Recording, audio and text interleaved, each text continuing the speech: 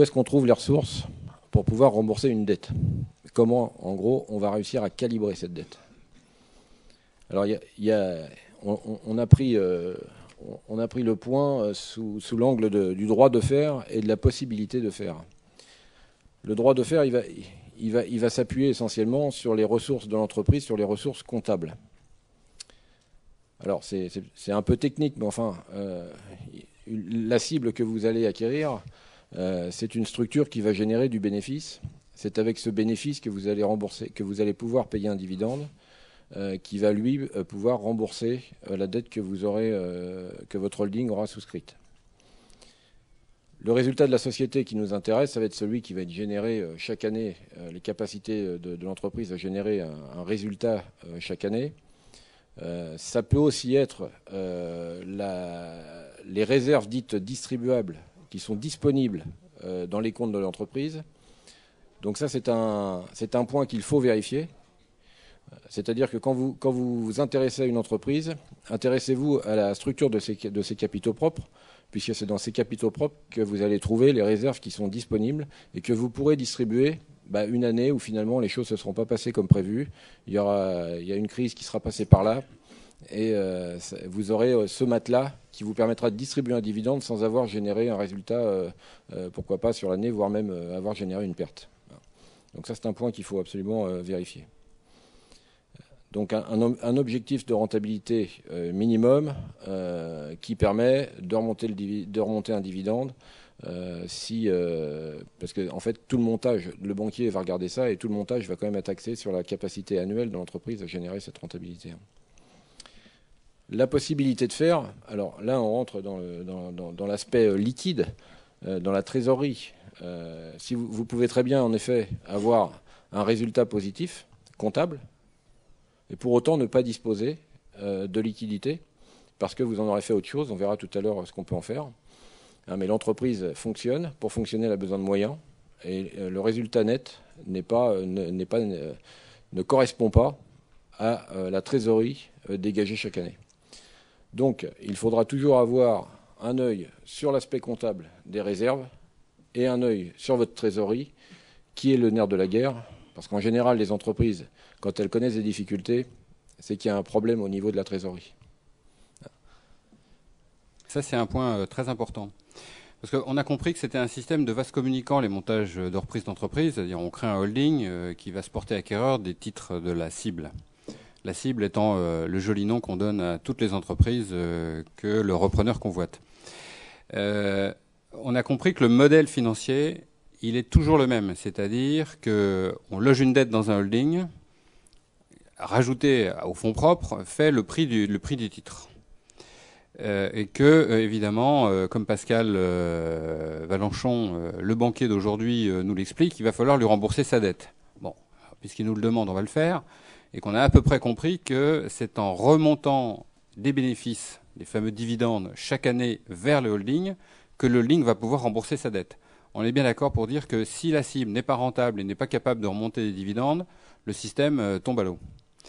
Et quand on dit le droit de faire, c'est les résultats de la société par distribution de dividendes, c'est bien en évitant tout autre système. Pourquoi ? Parce qu'il y a des fois des montages qui sont basés sur des conventions de prestations entre une cible et le holding, des avances en compte courant. Alors je rappelle que le droit des affaires, il est clair là-dessus, c'est que chaque entité est une entité juridique indépendante, et chaque acte doit être fait dans l'intérêt social de l'entreprise elle-même. La cible n'a pas à supporter un montage invraisemblable pour permettre au repreneur de payer le prix. C'est-à-dire en clair, qu'est-ce qu'elle peut remonter à ses actionnaires ? Elle peut remonter un dividende parce qu'elle est rentable. Ça, elle peut le faire. Avancer des comptes courants à un holding qui a eu pour objet de racheter des titres, ça a un nom, ça s'appelle de l'abus de bien social. C'est pas grave, c'est que du pénal. Mais quand même, il faut faire attention. Il faut être vigilant là-dessus. Donc, ce système-là ne fonctionne que si on est en règle avec le juridique, c'est-à-dire, ce sont les dividendes qui remontent chaque année et qui remboursent une dette. Si vous avez affaire à un banquier qui vous propose autre chose, puisqu'on a compris que le nom de la dette qui est dans le holding, qu'on a appelé holding Newco, c'est une dette que l'on appelle senior. Cette dette senior, elle a une particularité, c'est que son capital se rembourse annuellement. Le banquier qui vous propose un montage avec un remboursement mensuel ou trimestriel, là j'avoue que les bras m'en tombent, ou alors il faut m'expliquer quelque chose que j'ai pas compris, ce qui peut arriver. Je rappelle que le schéma juridique, le fondement juridique de ces montages, c'est des dividendes. Sauf erreur, les dividendes, c'est annuel.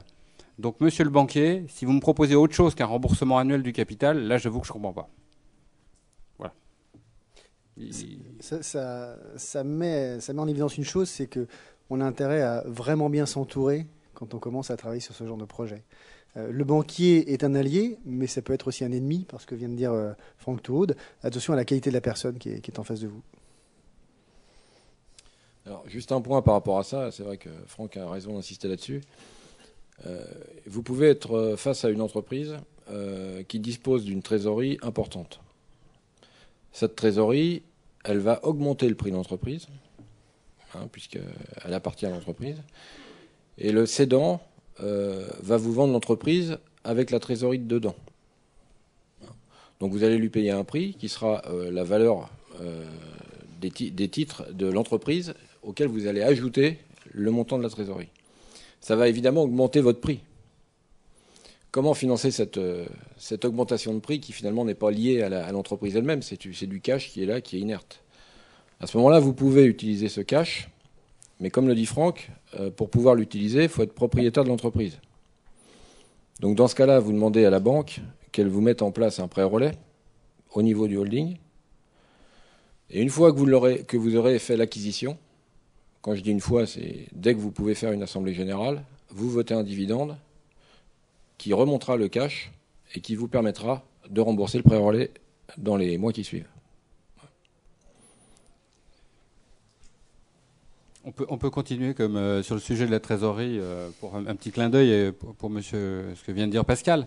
C'est que les cédants auront très envie de vous montrer que leur entreprise est très rentable et qu'elle est très riche parce qu'elle a une grosse trésorerie. Donc la société qui dégage 200 000 euros de résultat d'exploitation vaut donc 1 million. Et comme j'ai 300 000 sur mon compte, vous comprendrez que ça fait 1,3 million, monsieur l'acheteur. Alors il faut simplement avoir une idée en tête, c'est de dire, si c'est vrai, si les comptes le démontrent, il y a bien 300 000 sur les comptes bancaires du CIC. Ça c'est bien, mais ça n'a toujours pas répondu à ma question, c'est à qui appartient cette trésorerie? Alors on va dire, la trésorerie, elle appartient à l'entreprise. Ah oui, elle appartient à l'entreprise si et seulement si cette trésorerie est issue d'un stock de rentabilité qui a été additionné dans les capitaux propres. C'est au passif, en haut, à droite. Sauf que, par exemple, dans le secteur de la grande distribution, la trésorerie n'appartient absolument pas à l'entreprise. C'est une trésorerie qui est simplement issue du fait que les clients payent cash, les fournisseurs, à 90, 120 jours, voire plus si affinité. Donc là, le dirigeant a constitué un trésor de guerre, qui est un fonds de roulement, et que, évidemment, ce n'est pas l'heure à vous, repreneur, d'acheter cette trésorerie-là. Cette trésorerie-là est une trésorerie d'exploitation, elle n'a rien à voir. Donc il y a deux types de trésorerie quand il y a les trésors de guerre dans les entreprises. Il y a celles qui sont issues du jeu des délais de paiement entre clients-fournisseurs, et puis il y a une autre type de trésorerie qui appartient à l'entreprise, et pour en connaître le montant, c'est simple. Il suffit d'ouvrir un bilan, en haut, à droite, dans les capitaux propres, et là vous avez la réponse.